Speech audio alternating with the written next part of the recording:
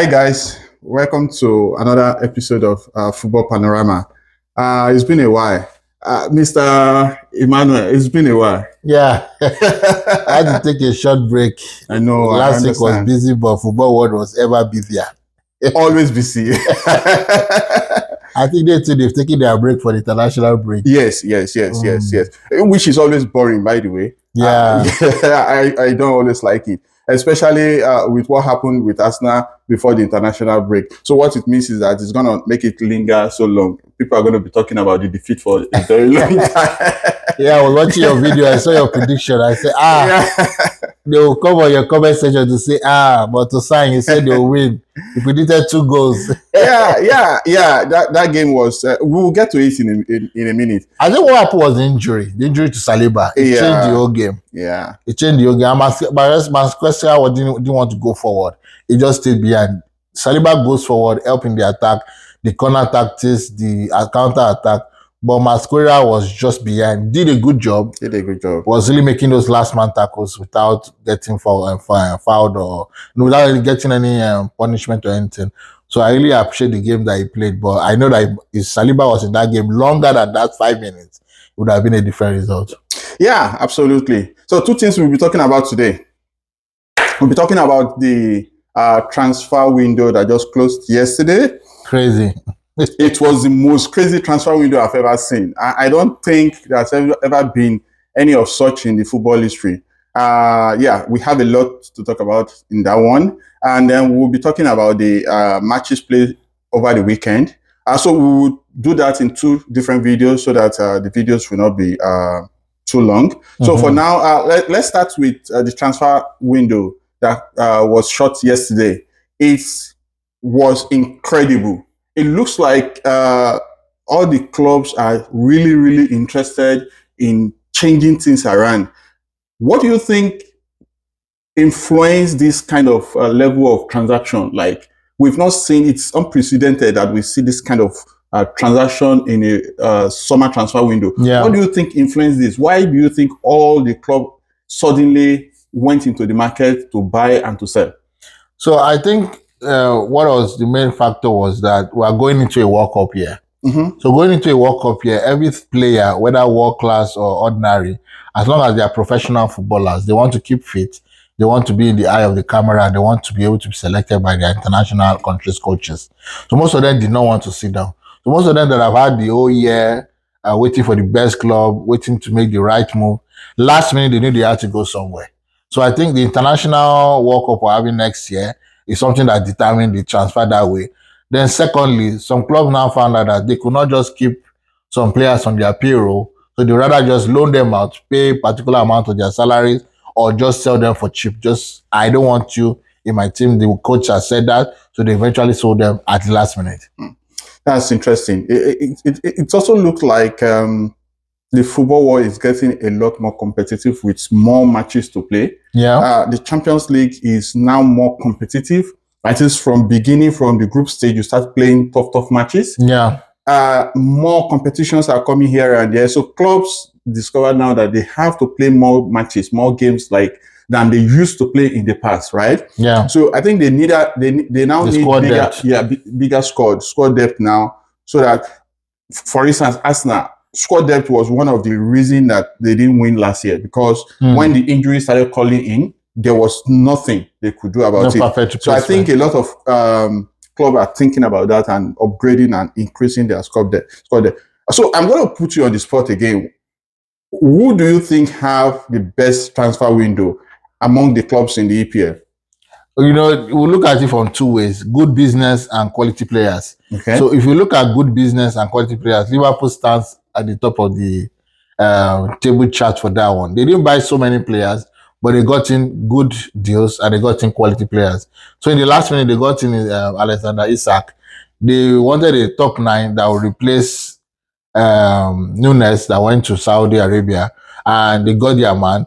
People will say they got Etikite, but Etikite is going to be a supporting striker to Isak, because every team wants at least 2 strikers. So it's going to be Isak and Etikite. Then they also filled up other positions in their team, and they got an attacking midfielder that will come into the number 8 role, which is Wits. They got in their defense problems that they were having last season, because now they replaced Alexander Trent and got him Frimpong. They got a left back Kekes. They tried to get Guye, but they couldn't get him. But they got at least one or two players in every department. So that means defense, midfield, and attack. Yeah, okay. That is good. But okay, so you think they have The best transfer. the best transfer Because they window? filled out every role they needed. Last season, before the beginning of last season, they made only 2 transfers. First, they bought a keeper on loan. They bought a keeper, they loaned him out. Then they bought Cecchi. Cecchi was not Cecchi. What's that guy's name? The Italian guy.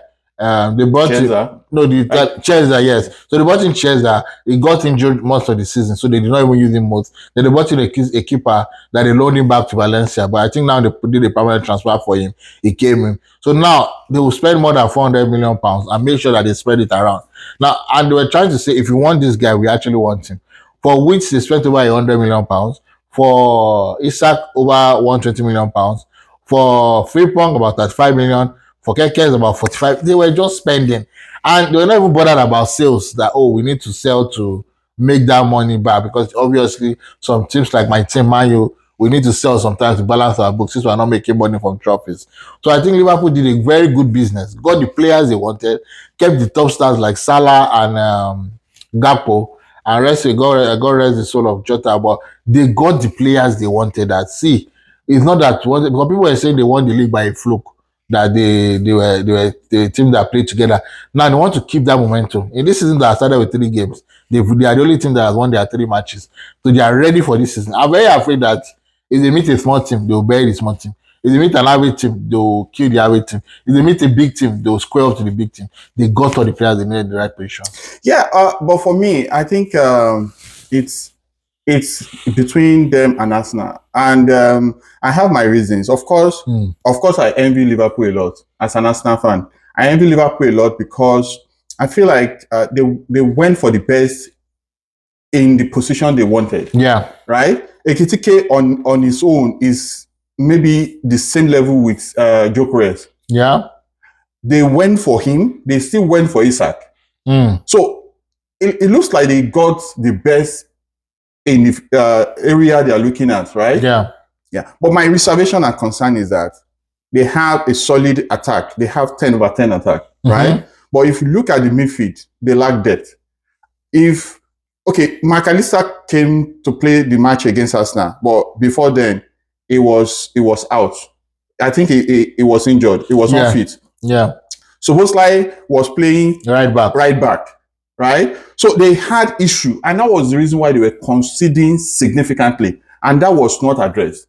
Gueye could have helped significantly if they were able to complete the transfer, but they didn't complete it. So they are light in the defense. Anything happened to Konate and Van Dijk, there's a problem. Yes. A significant problem. Yes. Anything happened to that midfield, there is a problem. Yes. Right? Of course, their attack is solid.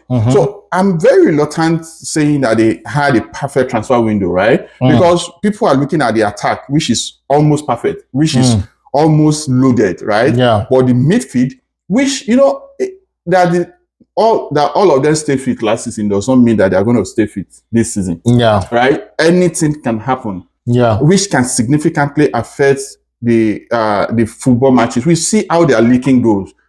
Before Arsenal match, they've played 8 games and they've conceded 16 goals, which is very, very significant for a club like that, right? And that is a testament to tell you that they have issue with their midfield and defense.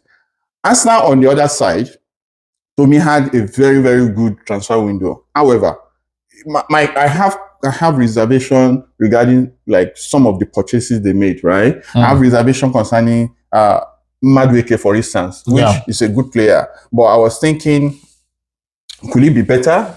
Could they have spent that money on a better player, right? Yeah, I was looking at maybe Mohamed Kudus, right? Yeah. I felt like for that amount of money would have brought Mohamed Kudus to Arsenal, which I think would have been more effective in that role, right? I was looking at Norgard, for instance. Norgard has not even kicked the ball for Arsenal in this season and has gone for injury, right? I was thinking, like, if something significantly happened in that midfield, and this guy, what is the name? The new defensive midfielder from Spain. Zubimendi. No, Zubimendi. not Zubimendi. Marino. No, okay, no, Zubimendi. Sorry, Yeah. Zubimendi. If something happened to Zubimendi, are you going to trust Nogard enough to play the whole season and expect to win trophy? Yeah, that's my concern, right? I know it's a backup, but we have seen in the past where we need to call on backup to play significantly over the season, right? So I feel like as much as he's cheap, he has Premier League experience, but can you trust him enough to anchor the midfield for Arsenal, defensive midfield, and play a couple of games, right? Champions League, FA Cup, and all that. I don't think we trust him enough to do that, right? So I feel like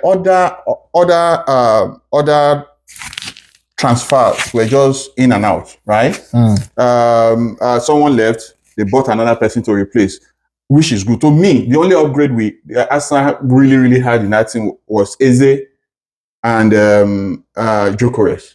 Okay. Every other person was in and out. At the same time, I feel like they address almost every part they actually need. Yeah, to piggyback from your point the last time, you said they were not what's the grammar used, level header or raiser, level raiser. Level raiser. So that's where Liverpool's transfer comes in. They made the transfer to get almost the best players from the teams that they were previously in. Yeah. So Isak was the best player in Newcastle. Wiss was the best player in Leverkusen. Kekes was the best left back in Bournemouth. Frimpong was the best right back in the whole of the Bundesliga. They got him. Then they just were getting the right players for the position they needed them. But Liverpool, Arsenal on the other hand, they spent over 200 million or almost 250 million pounds, but they were getting almost average players. Like Nogard was not somebody that will start in a team like, say, Man City. Right, Liverpool got Arsenal got him. Kepa has been rejected by Chelsea for many years. You went to buy him. Madueke, maybe he will come in Chelsea, make a flash, score an hat-trick. The next 5 games will not score, will not assist. You bought him for 55 million pounds. Gyökeres was the best striker. Everybody was begging for him to come. For him to choose Arsenal, it means he saw an ambition there. So that's why I'm comparing the transfer between Liverpool and Man City and Arsenal and even Man U. Liverpool spent more money and got quality players into their team. So if we want to move forward to other teams, because if we look at Man U, for example, Man U, we needed a striker. We changed our front three. Yeah. Front three was Ahmad, Garnacho, and Højlund.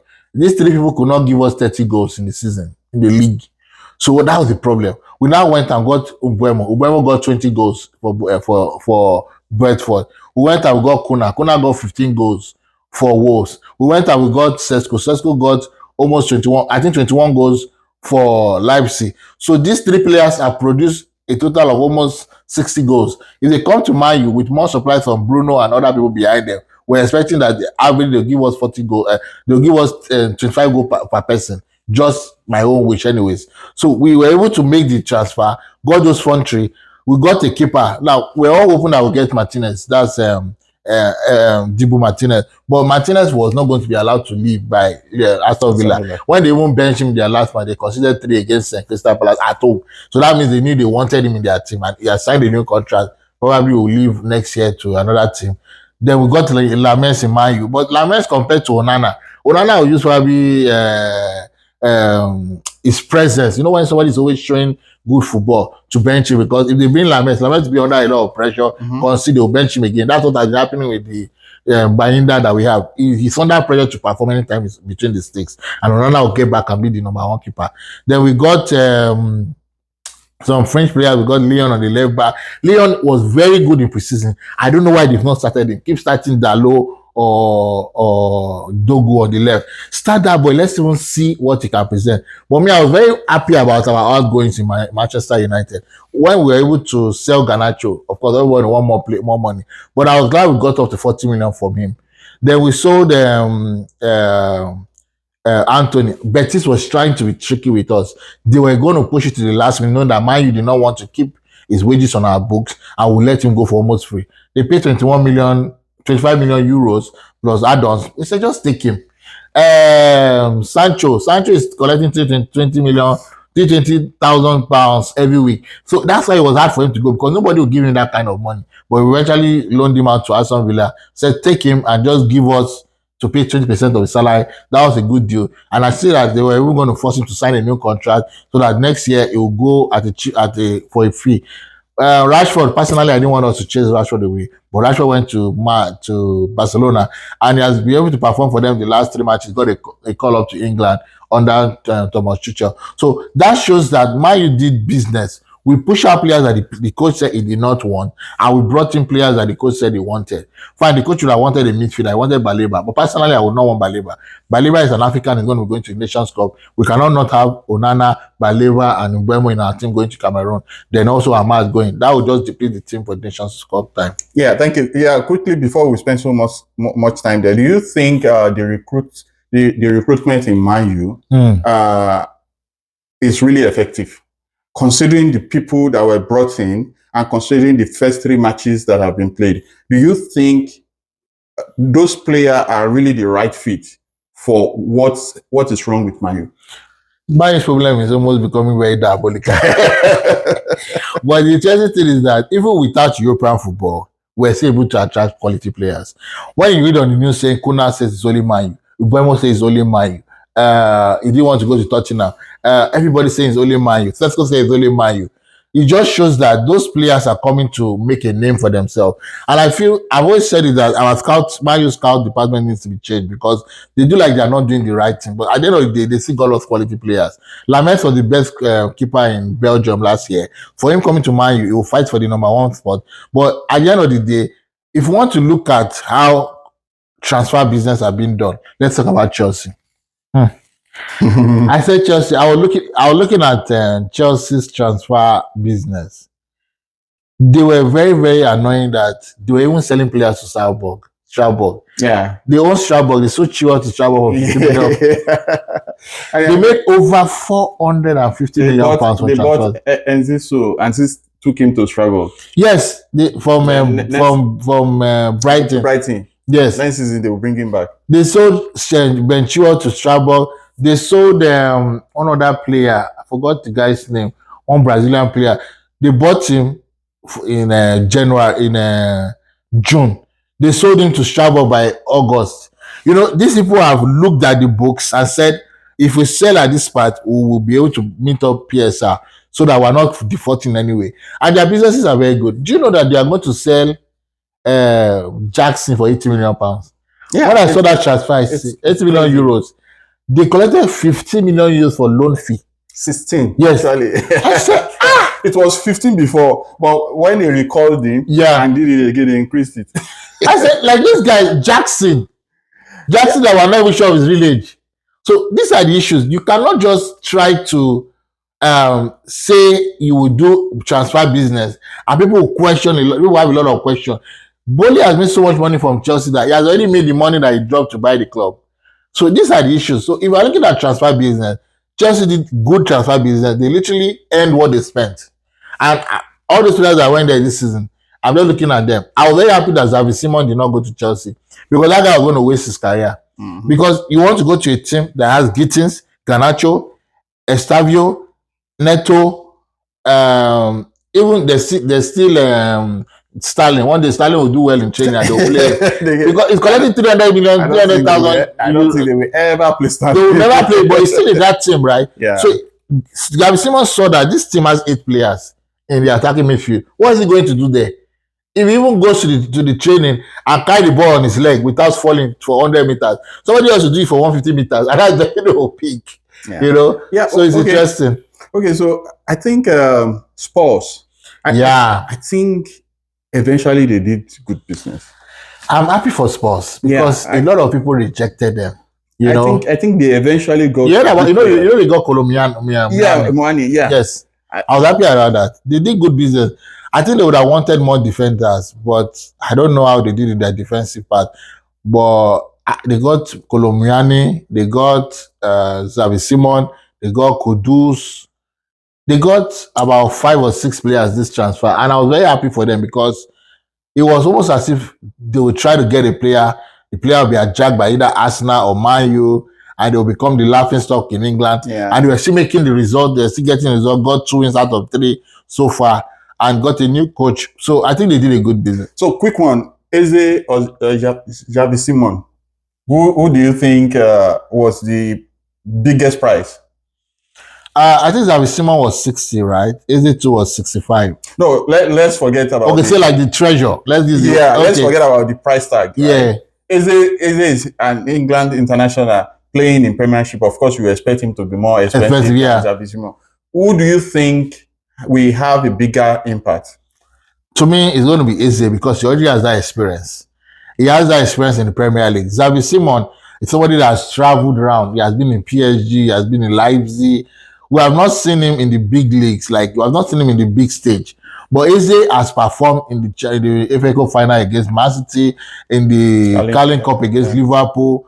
He has shown himself that he makes those runs. There was a time there was Eze, Olise, and Mateta. Olise has left, Eze has left. But before Eze left, he was the pivot for Crystal Palace, and he showed his word that he understands the game and he understands the Premier League. I believe that if Arteta can play him more often, like even with all the injury crisis, he will shine easily. He will shine easily. He knows the players, the team understands him. He has been in Arsenal before when he was in his academy. So that's the dream. 13 years. Yeah, that was his boyhood trip. So let's see him for shining that. Yeah, just this report that was released a few days ago by Sky Sports. It was actually released yesterday. Mm-hmm. Net spender was Arsenal, having spent £267 million and sold only £10 million.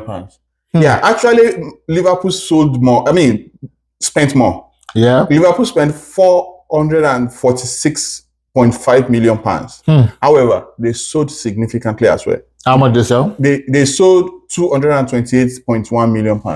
So overall, Liverpool spent so much, but they were able to sell, right? So the net that Liverpool did was 218 as against Arsenal 257.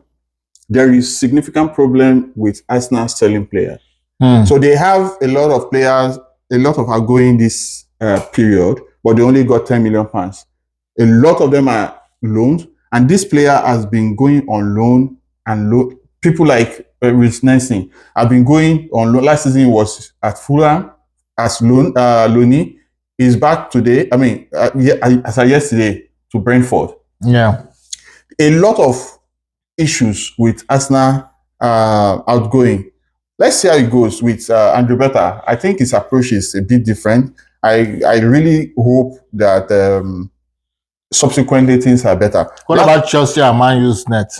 Can you read out? Yeah, Man U net. Man U sold £61.7 million, right? And they bought. I mean, they bought player worth £232.4 million.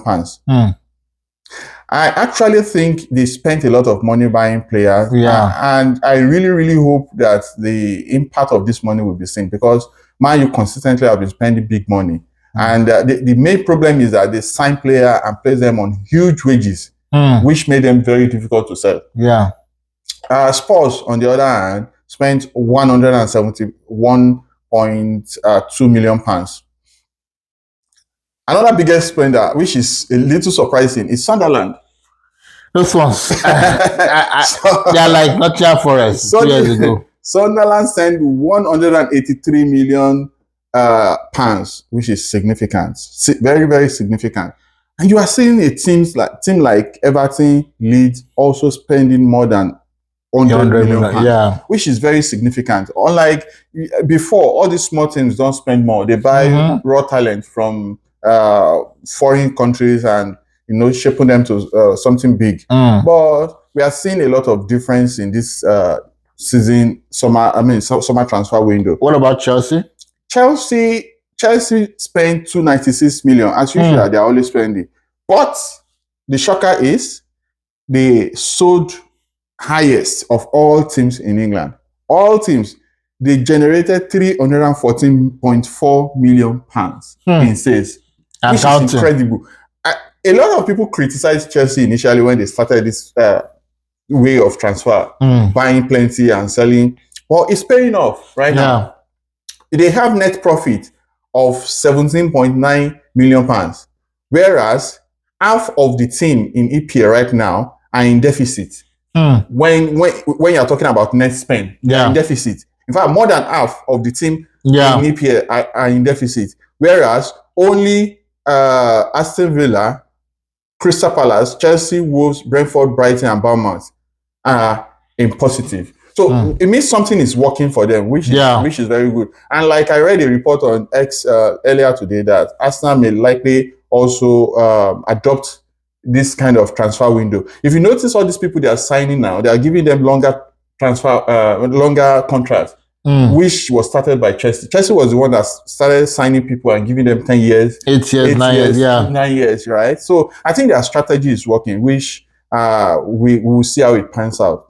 So I think we're just going to end this here. There will be a lot of other discussion coming out from all these things, all this transfer later in the window, because it's too early to judge some of this transfer window right now. So we're just going to end this here. And in the other video, we'll talk about the football matches played over the weekend. So from us to you, this is bye-bye. This is Toshine, and this is Mr. Emmanuel. We will be back shortly. I will just wish all the players good luck as they enter their new adventure in the season. Those that forced their way to move, those that moved even though they were not needed, they were more needed in their old club. I wish them all the best. And you guys follow the international games, whatever country you are supporting. We need them to come to Canada and US for the World Cup. All the best. Thank you. So like this video, subscribe, and share to other people. See you. Bye-bye. Bye. I can leave. Okay, it was good.